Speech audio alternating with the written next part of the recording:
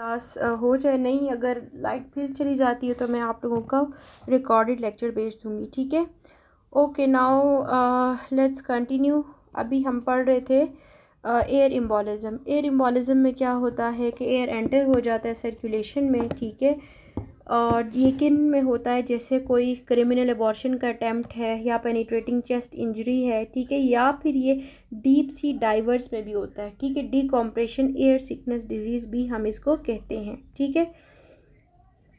अब okay, am I audible now? Now amniotic fluid embolism. Amniotic fluid embolism ये है कि these emboli are caused by escape of amniotic fluid into the maternal circulation, ठीक है। अब एक दो अनलकी इवेंट्स ऐसे हो जाते हैं कि मैटरनल सर्कुलेशन में एमनियोटिक फ्लूइड का जो है कुछ पार्ट चला जाता है और उसकी वजह से पेशेंट को एमनियोटिक फ्लूइड एम्बोलिज्म होता है। These can activate coagulation pathway leading to DIC, ठीक है। और ये जो हमारे पास एमनियोटिक फ्लूइड वाली एम्बोलिज्म है, इसकी वजह से भी क्या होता है, सडन डेथ होती है, ठीक है।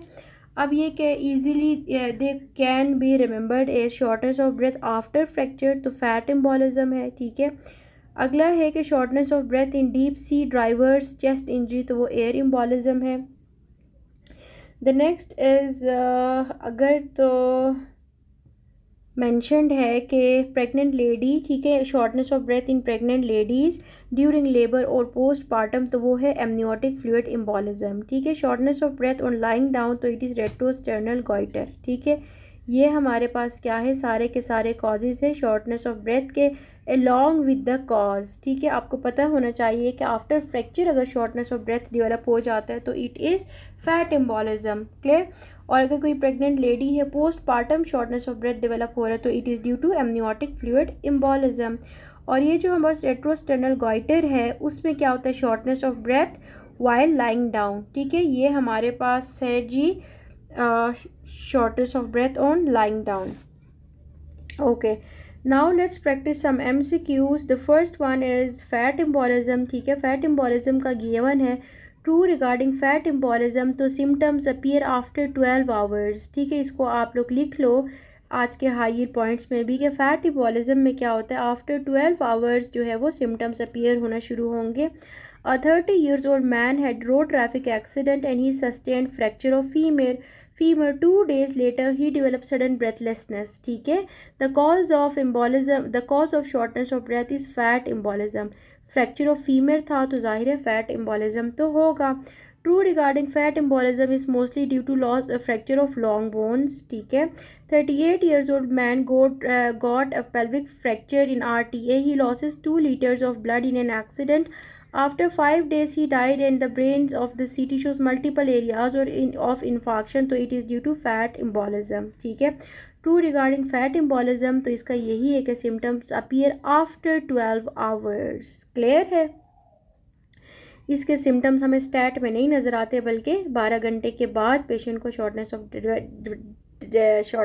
ब्रेथ जो है वो डेवलप होती है। The next is amniotic fluid embolism. Patient after prolonged labor developed shortness of breath and she died. What is the diagnosis? तो it is amniotic fluid embolism, ठीक है। प्रोलॉन्ग लेबर है या पोस्ट पार्टम है, ठीक है, ड्यूरिंग लेबर है या प्री पार्टम है, ठीक है। तो ये हमारे पास क्या है, एमनियोटिक फ्लूइड एम्बोलिज्म कॉज है।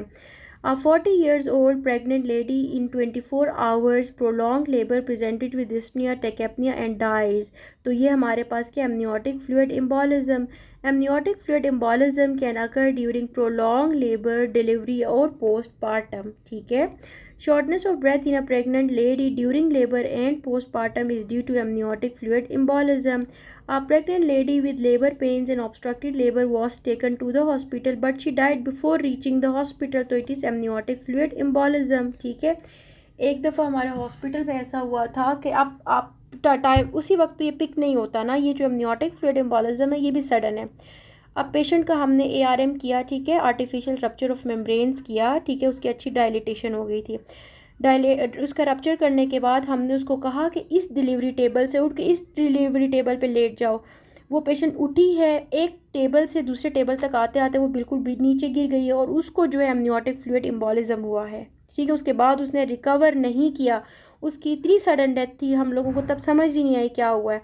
उसको रिवाइव करने की बहुत कोशिश की, but it was due to amniotic fluid embolism. तो ये इस तरह होता है, दो इट इज़ वेरी रेयर, ठीक है, शुक्र है ये बहुत रेयर है, लेकिन जब होता है तो बस फिर ये होता है, ठीक है। मैं बच्चे एमनियोटिक फ्लूइड एम्बोलिज्म का आपको बता रही थी कि ये जो एमनियोटिक फ्लूइड एम्बोलिज्म वाकई होता है, ठीक है। लेट सपोज अगर किसी को ऑब्स्ट्रक्टेड लेबर हो या कोई पोस्टपार्टम हो, ठीक है, या कोई प्रेगनेंसी में ही आ जाए और एमनियोटिक फ्लूइड जो है वो ब्रेक हो जाए, ठीक है, तो थोड़ा बहुत फ्लूइड के पार्टिकल्स जो है वो मैटरनल सर्कुलेशन में चले जाते हैं, और जब वो सर्कुलेशन में चले जाते हैं तो पेशेंट को sudden shortness of breath develop होती है, और इसकी वजह से ना सडन डेथ डेवलप होती है। अब मैं ये कह रही थी कि हमारी पेशेंट जो थी उसकी डायलिटेशन अच्छी थी, हमने उसका ARM किया, ठीक है, हमने उसको कहा इस टेबल से उठ के इस टेबल पे लेट जाओ, आपको डिलीवर करवाना है। तो जब वो एक टेबल से दूसरे टेबल पे लेटने के लिए सिर्फ खड़ी हुई है कि वो नीचे गिरी है, और उसके बाद उसने दोबारा रिवाइव ही नहीं किया, ठीक है, तब तो हमें समझ नहीं आई क्या हुआ है। लेकिन उसको क्या हुआ था, एमनियोटिक फ्लूइड एम्बोलिज्म। ये जो हमने ARM किया था, आर्टिफिशियल रप्चर ऑफ मेम्ब्रेन्स, ठीक है,